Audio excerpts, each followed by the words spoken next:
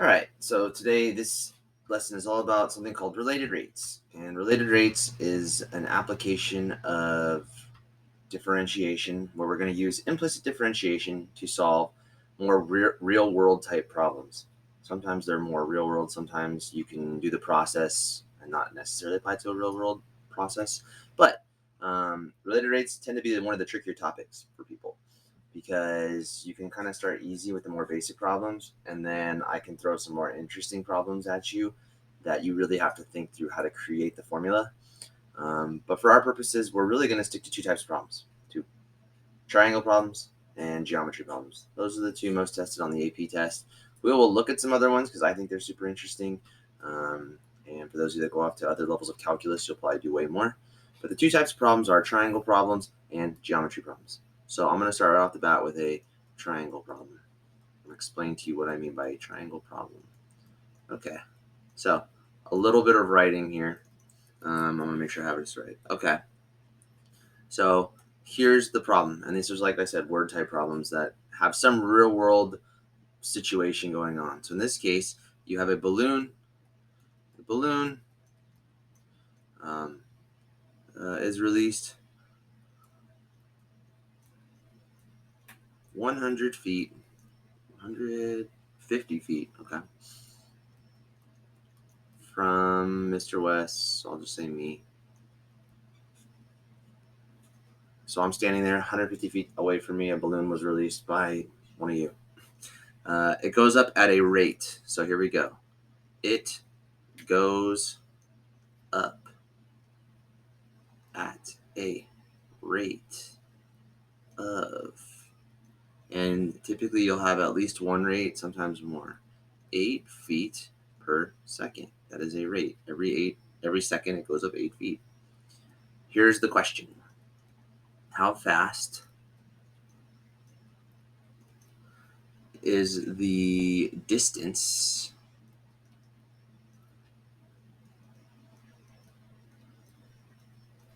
between me and the balloon changing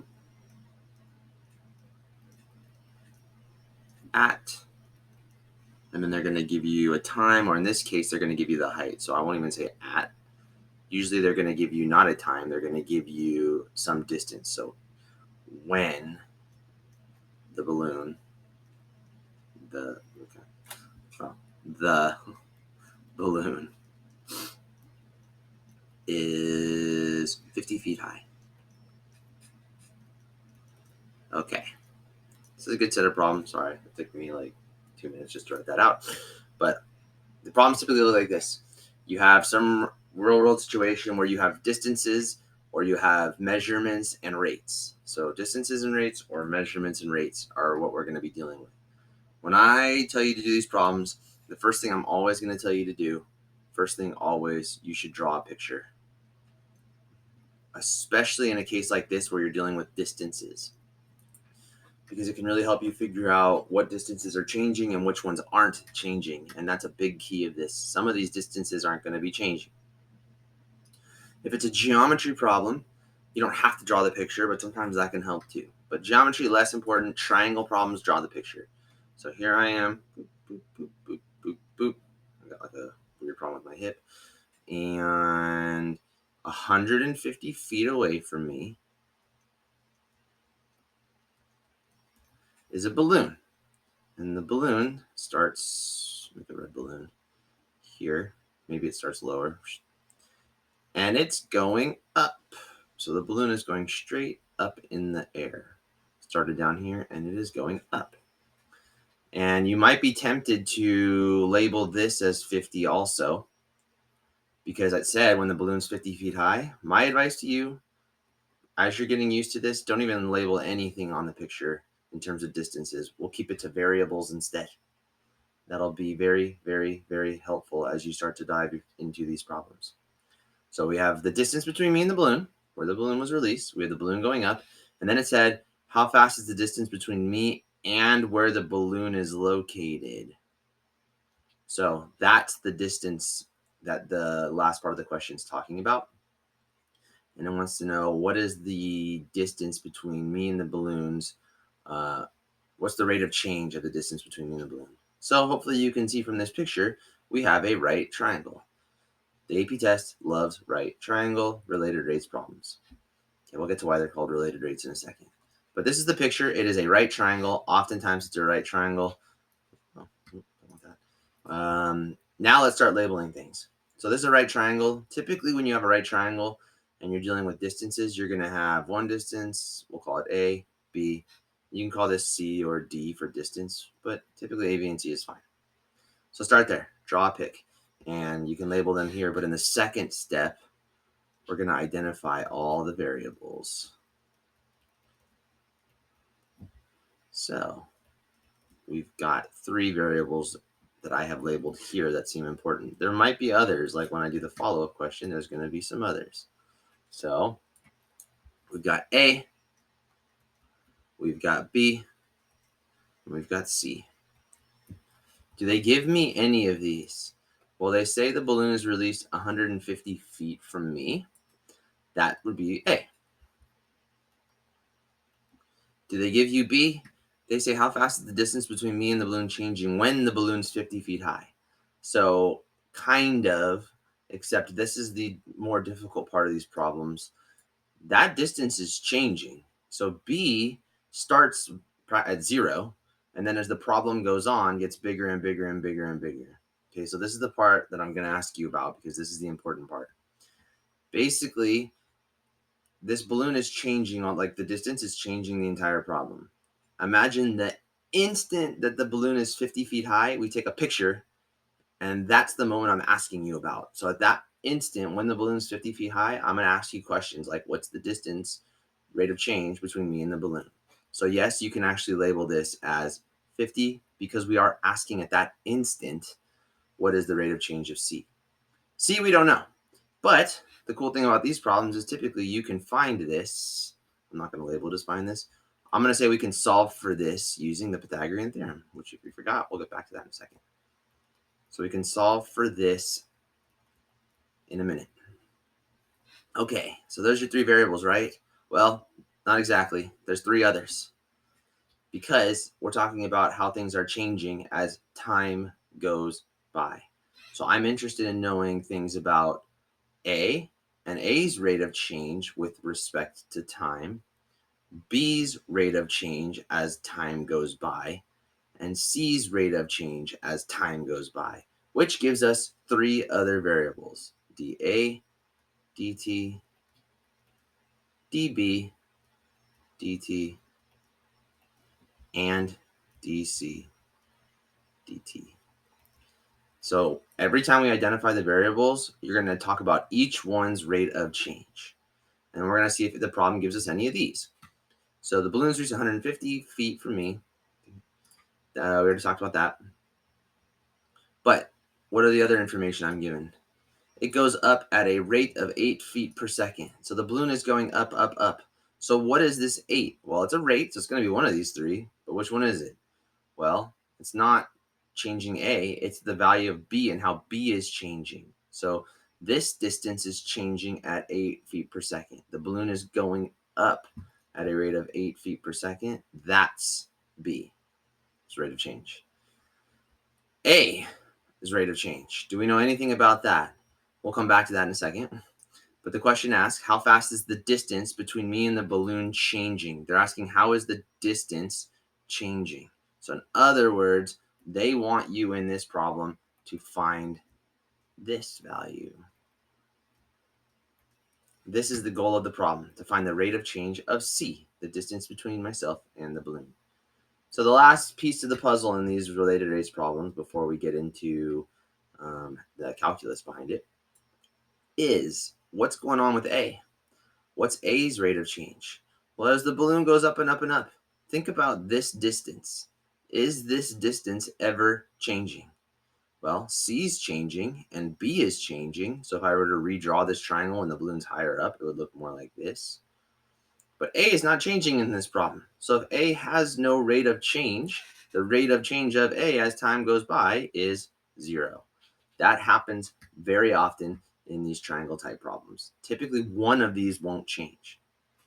So sometimes we'll have a problem where a plane's flying this way and the height of the plane won't be changing. So in a problem like that, dB dt would not be changing. Other times, we'll have a ladder sliding down a wall. So if the ladder is against the wall here, both A and B would be changing, but as the ladder falls, the ladder's not changing height or size. So the ladder slides down the wall and B and A wouldn't be changing. So those are typically what triangle problems look like. Sometimes all three are changing. So sometimes you'll have something with A, B, and C changing. Like if you have a train traveling farther away, A, B, and C, all three could be changing. So you just have to pay attention to what's changing and what's not. Okay, so once you have that, now comes the key point of a related rates problem. This is the hardest step when you're not dealing with triangle or geometry problems. The third step is to find a formula. You need to find a formula or equation that relates all of the rates together. So can you find some geometry equation, or typically it's going to be a geometry equation out there that can involve C, B, and A, all three of these rates, not with the derivatives, just with these. Is there some formula out there that ties these three values together? And yeah, the formula in all of these triangle problems, if it's a right triangle, is the Pythagorean theorem, which is a squared plus b squared equals c squared. That's going to come up quite often because anytime we have a right triangle, chances are we're going to be finding the third side's rate of change. So as the problem goes on, the triangle's changing, but the relationship between all three variables is still dictated by the Pythagorean theorem. All right, so still haven't gotten any calculus, but typically in this step, once you've identified it and we've seen any variables that we can solve for, we're going to solve for the variable we need. So in this problem, we didn't know C, but I can solve for C at the instant B is 50 by plugging the variables in. So the moment the balloon is 50 feet high, I can solve for what C is. And C would be C squared. Now, I'm going to save myself a little bit of time. A lot of times when you're doing these problems on the AP test, for example, or in my class, I will give you values that work out very nicely. So you need to know some of your special triangles, like 3, 4, 5 triangles. So FYI, if one leg is 3 and one leg is 4, the other leg's always 5. And any multiple of these work too. So 6, 8, 10 is another common one. If I multiply by 3, 9, 12, 15 is pretty common. So these are all our special right triangles that typically pop up. But in this case, I didn't give you that, so that's fine. So 150 squared is 22,500 plus 50 squared is, well, it's 2,500, but 2,500 equals c squared. Add them up, plus 22,500. We get the square root of 25,000. So 25,000 equals c squared. And then we'll take the square root of that. Where's my square root button? I have a new phone. About 158. So c is approximately 158.114. Now, if you have this is an assessment with no calculator, you could just keep it as the square root of 2,500. Totally fine. But since I have my calculator, I will reduce it. Okay, so we've now solved for C. We can go back to our variable setup and put that here. Cool. All right, now comes the calculus, because so far we've literally done zero calculus. How do we introduce the rates into this problem? So we go back to our formula, and now we're going to use implicit differentiation. So at this point, we have our formula. Let's rewrite it. It is a squared plus b squared equals c squared. 3 variables in this problem. We're going to take the derivative, and the variable we're taking the derivative with respect to is time. Take derivative with respect to time. All that means is when we take the derivative of each of these variables, we want to include the component that says how is that variable changing as time changes. So it sounds more complicated than it is. This is all you have to do. A is a variable. So what is the derivative of a squared in this problem? A is a variable. It's changing, well, which we'll talk about that in a second. But assume a is a variable. It's changing. The derivative of a is a squared is 2a. But then you took the derivative of a, so dA over dt. Plus b squared. Derivative of that, 2b db dt equals c squared, which is 2c dc dt. Typically, this is always going to be your step when you're doing implicit differentiation with a triangle problem. And then you just plug everything in. So at this point, you should have all these variables. We can cancel the 2's in all these since we can divide the entire equation both sides by 2. Plug in a, which is 150. Plug in dA dt, which is 0. So that ends up going away, which that's why I like doing the problems this way, because there's a way to do it where if you notice a variable is not changing early on, you can plug it in early on and treat it like a number. I think you should just follow my logic.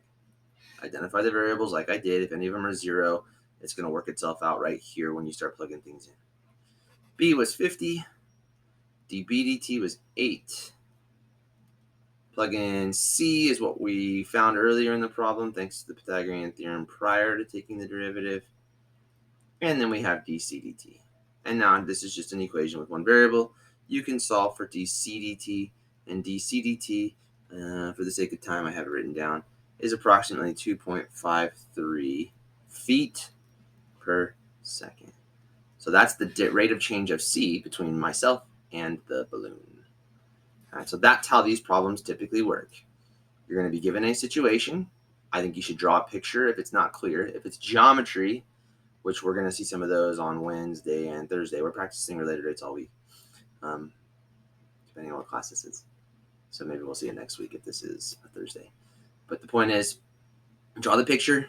Chances are you're going to be given a triangle or geometry. If it's a triangle, identify all your variables. Probably one of them is not changing, so that gets a rate of change of 0. Start with the Pythagorean theorem. Solve for any unknown side that they did not give you. Then go back to the Pythagorean theorem. Take the derivative with respect to time. Every variable gets a rate of change over dt. And then plug everything in and solve for what you're looking for.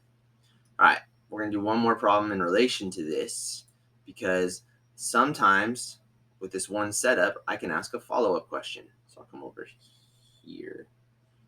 You don't need 2 or 3 or 4. What if I asked the follow-up question, B? And I ask something like this. What's the rate of change of this angle, theta? What is the rate of change between the ground, I guess I should say the rate of change of the angle, whatever, between the ground and the distance between me and the balloon?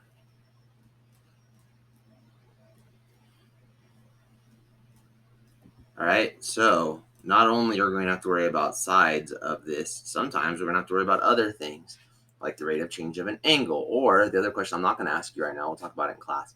What's the rate of change of the area of the triangle? So that would be a different question I could ask, all related to the same setup. So in this case, what's the rate of change of the angle? I still want to write it. Of the angle between the ground and the distance between me and the balloon. So that's this value theta. So I have introduced a new variable, theta, into the problem, which means immediately you should include this, d theta dt. And now, obviously, I want to find this. But there's a problem. They didn't give me any new information about theta. Is there a way to solve for theta? Well, this is where you kind of do steps, well, step 3, the hardest part. Can you find a relationship that relates all of the rates together if we're talking about this angle and we have these sides of the triangle? Gosh, is there a formula out there that I could plug in to that has theta in it, A in it, and B in it? Technically, we have C because we found it already, so we can use it. But in the initial setup, we didn't have C, so I'm actually going to ignore C. Do you know any formula that has A, B, and theta in it? Well, that's where you go back to SOHCAHTOA And you remember that, oh yeah, look, I have this angle. I have the opposite side and the adjacent side. Tangent is the relationship between this angle, the opposite side, and the adjacent side. So we can set up our formula.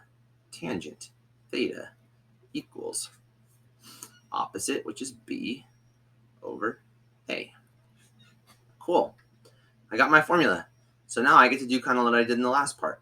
I'm going to solve for theta, put that here, and then I'm going to take the derivative using implicit differentiation, and I'm going to solve for d theta dt. So first, let's find theta, because we're going to need it, by plugging in to this formula. So tangent of theta, which we don't know, equals the opposite side, which is 50, over the adjacent side, which is 150. So tangent theta equals 1/3. How do I get theta by itself? Please don't say divide by tangent. That doesn't make any sense. Instead, we are going to arctangent both sides. That's why we need our inverse trig relationships figured out. Now, this one you do not have memorized. Obviously, it's not on the unit circle. So I will go back to my calculator here, and I will see if my calculator does this. It does. Does it? Arctangent? Huh. Well, I also have this trick of Desmos. I forgot about that. Just going to go to Desmos real quick. In Desmos, type in arctangent of 1/3, and it will give you a value. It's not going to give me a nice value. It's going to give me a decimal. So arctangent of 1/3. It'll give you a decimal in radians. So look, that's what it gave me. 0.322. That's in radians, which it doesn't have pi in it because whenever you do this stuff in Desmos with a calculator, it's going to give you the value worked out. They're going to multiply by pi and divide by what. So for example, if pi over 6 was the answer, Desmos is going to give you an answer about a half because they're just going to do the math. They're not going to keep pi in their answer most of the time. So we know that the radian measure of this angle is 0.322 at the instant I care about. So 0.322. Cool. All right, so we have identified our new variables. We have found the one that we can find without any calculus. Now, let's find the rate of change, which means we go back to our formula. And you have a couple options here. In the past, I've always taught it the same way. I would just take the derivative straight away, which means take the derivative of the left, take the derivative of the right, and see what happens. As we start going through these more and more, there are massive shortcuts you can take depending on how much you understand is going on. But I always like to default to the, let's say you have no clue what's going on. This is the tried and true method that will always work. So we can take derivatives. However, one option would be to arctangent both sides and then take the derivative that way, because then you have a little bit easier of a problem. So side note, you may want to try this for yourself. You can arctangent both sides and then take the derivative. So if you arctangent both sides and take the derivative, it's a little gross. So it doesn't save you a ton of work in this step, but that's one option. The better option is something I mentioned earlier, which I'm not going to talk about right now because we're just learning this. But if one of these variables is not changing in the problem, you can plug it in before you take the derivative. We'll deal more with that later. So I'm going to pretend like I don't know that, and I'm just going to take the derivative of both sides. So the derivative of tangent, you better start to memorize this one, is secant squared theta. And we took the derivative of a variable with respect to time, so we need to include that. And then look what we have on the right here, a super fun quotient rule. So low, which is A, D high, which is 1, but we took the derivative of B with respect to time, minus high, and then times dA over dt, the derivative of the low, all over A squared. Looks terrible, but we have all these variables. So we know theta, so secant squared of 0.322 times d theta dt, which is what we want. Bye, Frank. Equals A. Remember in this problem, A is not changing. So hooray, we just get a nice zero term. Minus B was 50 times, oops. A is not changing, so dA dt is 0, but A is a value. A is 150. dB dt was 8. Minus this term is 0, all over A squared, which is 150 squared. nicely. Because this is 0, the 150s can cancel. And we end up with 8 over 150 on this side, and then we just divide over secant squared. So you would have 8 over 150 divided by whatever the secant squared of 0.322 is. And we can plug all that into Desmos and get our answer, which I guess I will. 8 divided by 150 divided by, oops, all of this in parentheses, divided by secant squared. Is Desmos? Oh, yeah, Desmos knows secant. Very good. Secant of 0.322 squared. And it should be something pretty small because that angle is changing very slowly. The answer Desmos is giving me is 0.048, and that would be radians per second. So 0.048 radians per second, if I were to figure out what that is in relation to degrees, you multiply 180 and then divide by pi. So we take 0.048, which is in radians, and we multiply it by 180. So times 180, and then we divide by pi. 2.75 degrees. So that gives us a little better understanding of how it is, because radians, our mind doesn't work super well, at least mine doesn't understand what a rate of change of radians is, because the entire distance around a circle is 2 pi radians. But I know degrees, and 2.75 degrees per second seems logical. If a balloon's way over there and it's slowly rising, then the rate of change of the angle between the ground and the balloon's path, or the path between me and the balloon, changing at about 2.75 degrees seems logical. So you don't have to do the conversion. You can just stick with your answer. But that's how you would find the rate of change between the angle, or of the angle between the ground and the path. Not the path, you saying path. The distance between me and the balloon. All right, and that's only one type. I know I'm 27 minutes in. This is a hard lesson. It's very tricky. It's an A-B topic that sometimes I skip in A-B. I'm not going to skip it this year, so we're going to do it in A-B later. Because we're not going to go into the crazy ones. We're going to stick triangle problems, which I just did here, and then later I will show you a geometry problem. We'll try those Wednesday, Thursday this week. So this week is all related rates, but take your time as you go through this. I'm probably going to check your notes on this one because you should have everything outlined correctly, okay? This is a big topic in the world of calculus. So with that, that's it. We'll talk more about this later on. Good luck.